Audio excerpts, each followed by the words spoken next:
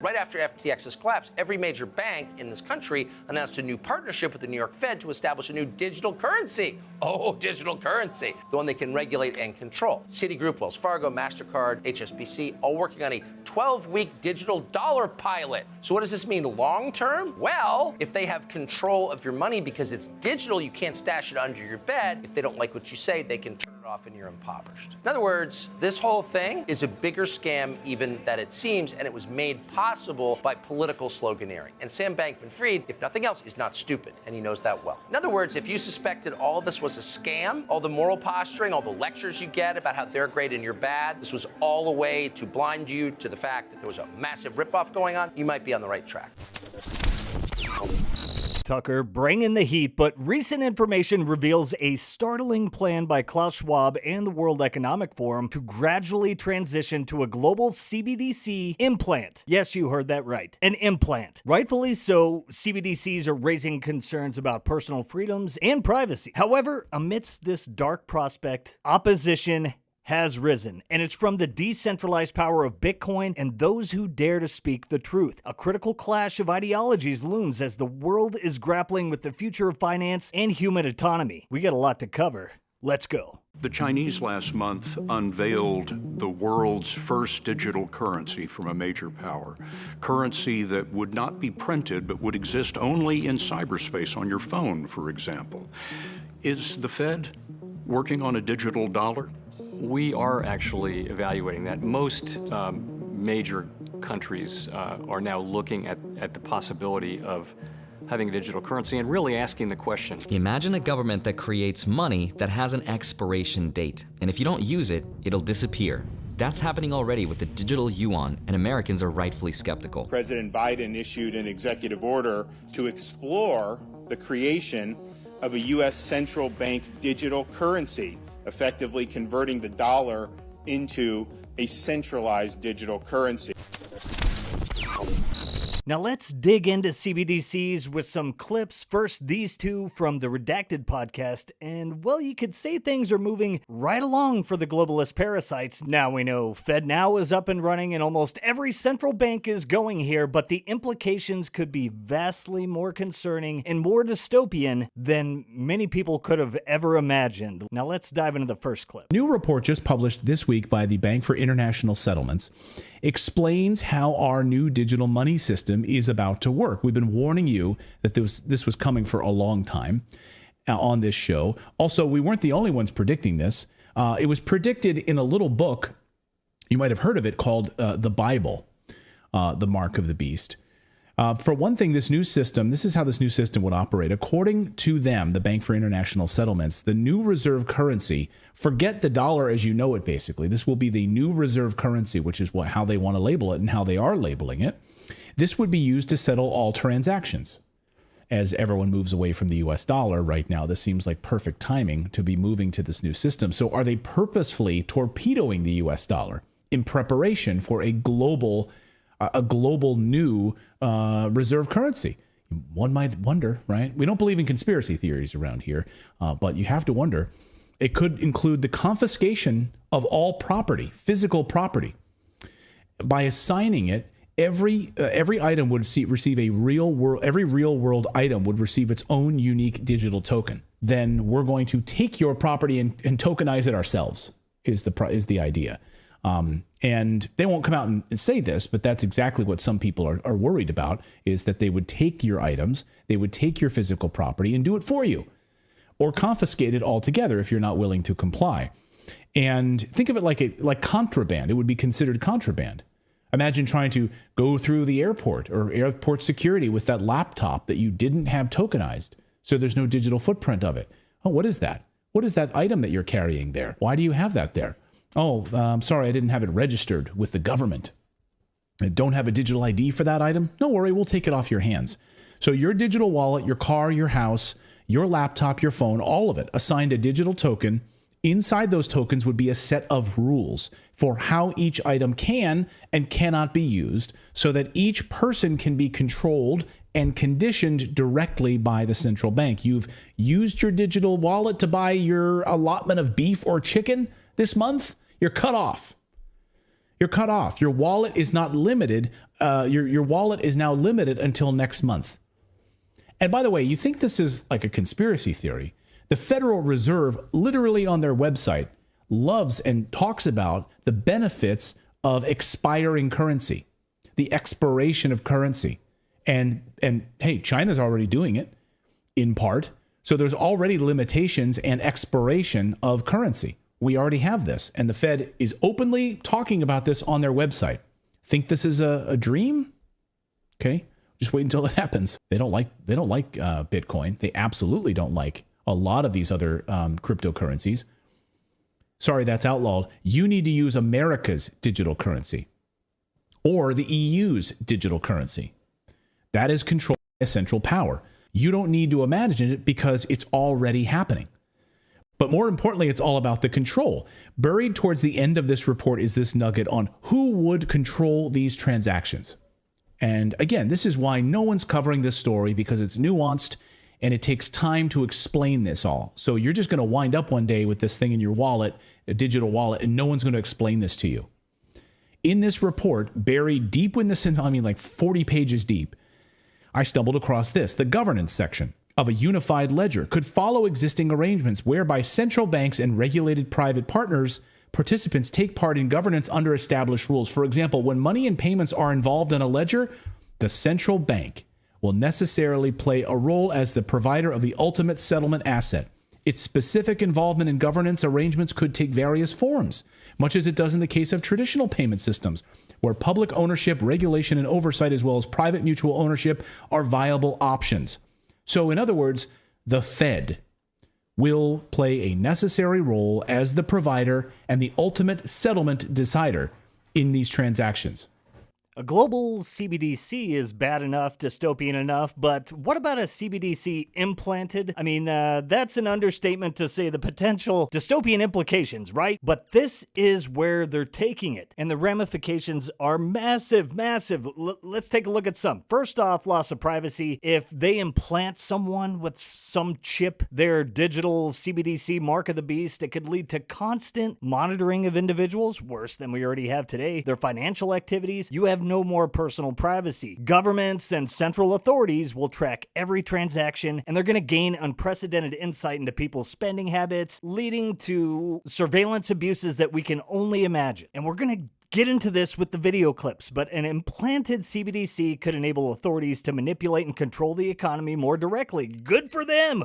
Woohoo! Govern me harder, daddy. Give me my UBI and tell me what to buy. But governments will impose restrictions on certain transactions. So those of you who wanted to spend all your UBI check on the devil's lettuce, you might be in trouble. And they're also going to incentivize specific spending patterns, penalize behavior deemed undesirable. It all results in a loss of economic freedom for individuals. You think we have inequality and social disparity now? Those who choose not to access the implant, they might face exclusion from the formal economy, like something, I don't know, that happened in Canada just a couple years ago, and that's just the tip of the iceberg. But they will exacerbate social and economic inequalities, and they will create their digital divide that they want so much, those who are plugged into the system and those who are not. And this will lead to marginalization of groups and some financial disenfranchisement. And not to mention, these guys get hacked on their daily, weekly basis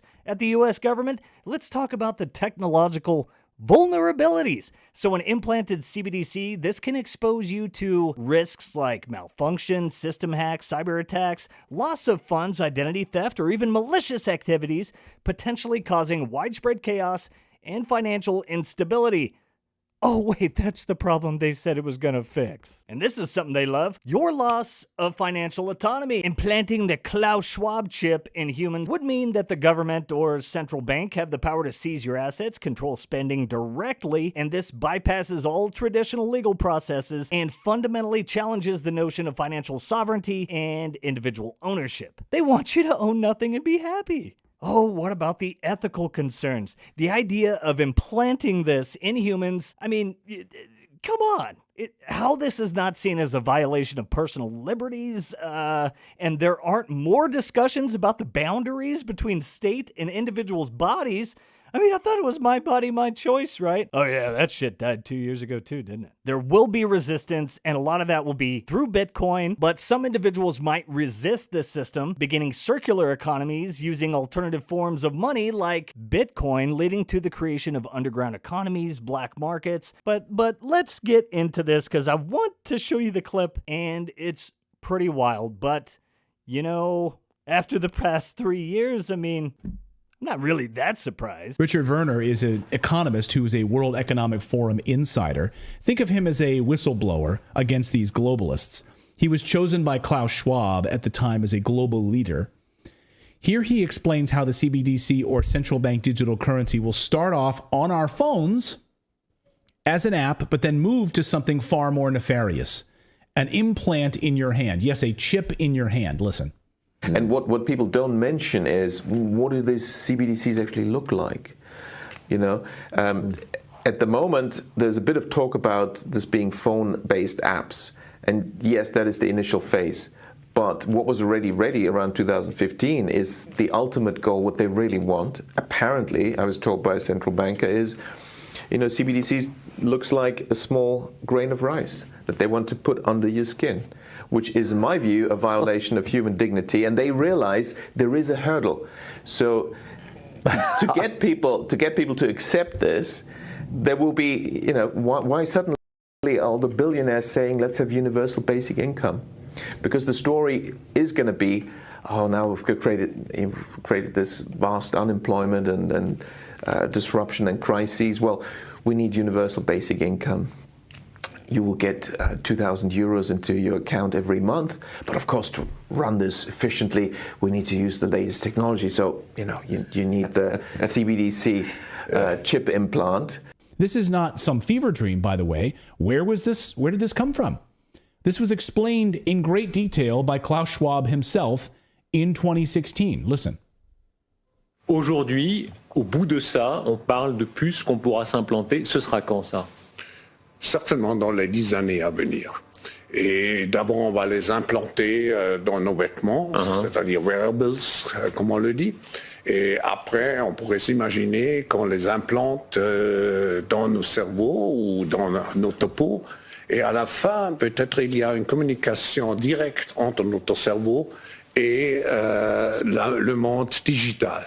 Ce que nous voyons, c'est une sorte de fusion du monde physique, digital et biologique. Now, we kind of hit on this on the last clip, kind of wanted to lead in, but I find it interesting, the mark of the beast statement. Now, I'm not going to try to get too woo-woo religious, but many do take a look at the book of Revelations in different ways, one of which is that it reveals a cycle of persecution. And if you think about it from, say, let's go back to Jewish enslavement in Egypt to the apocalypse they're experiencing in Africa and third world countries today where their earth is being pillaged for resources, say for us to be able to transfer our information here and all of the chips, and not to mention the lithium to power all of those ESG promoted electric vehicles. But the fourth turning kind of comes to mind. It kind of reveals this same cycle, and there may be more to money than at first meets the eye. I think we've seen those wonderful all-seeing eyes on our cuck bucks, but maybe there's something much more deeper to money than we know, or we're just afraid to admit it. But good and evil,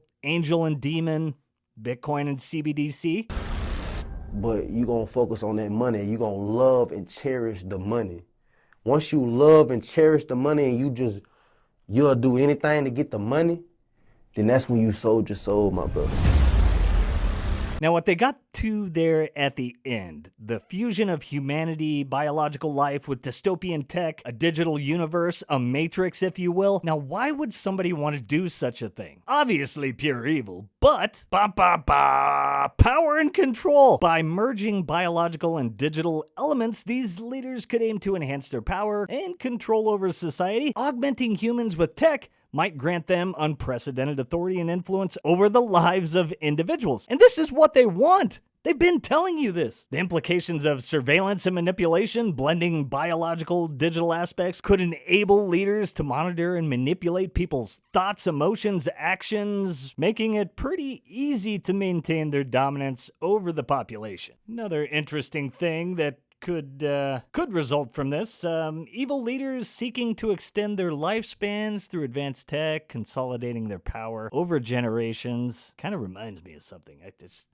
just not coming to me. Now, this would be kind of cool, maybe kind of X-Men-like, but you combine biology, digital enhancements leading to improved cognitive abilities, physical strength, other skills, but that could also give leaders an edge over others and help them ensure their supremacy. They wouldn't create mutts like from the Hunger Games or something like that. That's wild. But the biggest thing of them all, the big dogs want you to toe the line, and it's all about social control and obedience. You know, implanting devices in humans could be used as a means of controlling society, enforcing obedience and compliance amongst the whole population. Oh, in Hunger Games, you know, you have the capital and then all the peasants, but this might remind you of things throughout history, but the creation of a somewhat supremacist society with leaders envisioning a new superior race or class, enforcing discrimination and oppression against those who do not conform to their vision, going back to the revelatory cycles of persecution. And you know, these guys, I'm sure they have great big hearts,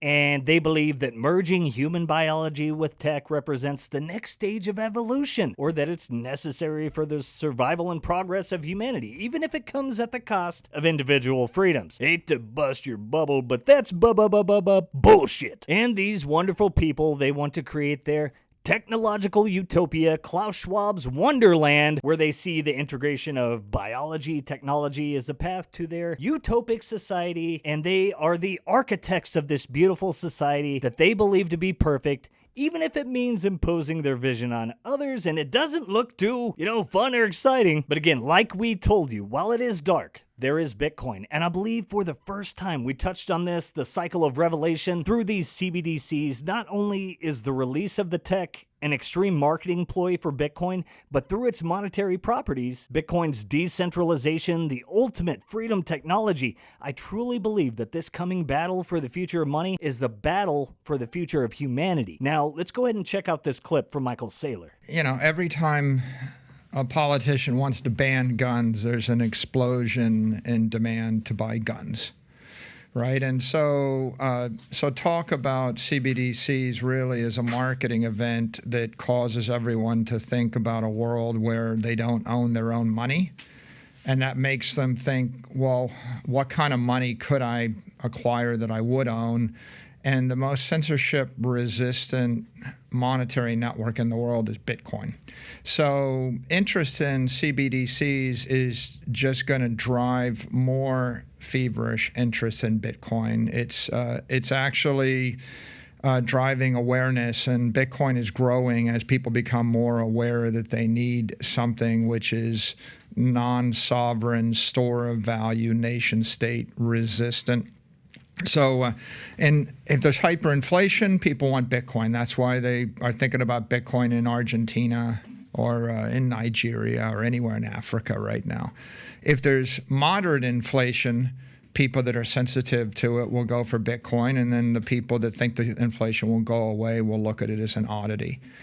But money is it's a store of value, a unit of account, a medium of exchange, and then there's a fourth characteristic that we don't talk about. It's the thing that's not said.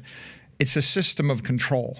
It truly is Bitcoin or slavery. In this pivotal moment, the responsibility lies with us to safeguard not only our freedom, but that of the future generations. By refusing to be silenced, by standing strong, and by embracing the power of Bitcoin, we hold the key to dismantle the darkness that threatens our individual autonomy. And together, we will forge a path towards a bright orange future where decentralization, truth, and individual empowerment reign supreme. And if you guys want to dig into some more of these topics, me and Dell recently put out videos really breaking some of this stuff down, so be sure to check those out. And guys, be sure to like, subscribe, share, help us spread the sound money gospel, and keep fueling the fires of the peaceful revolution. Until next time, guys, peace.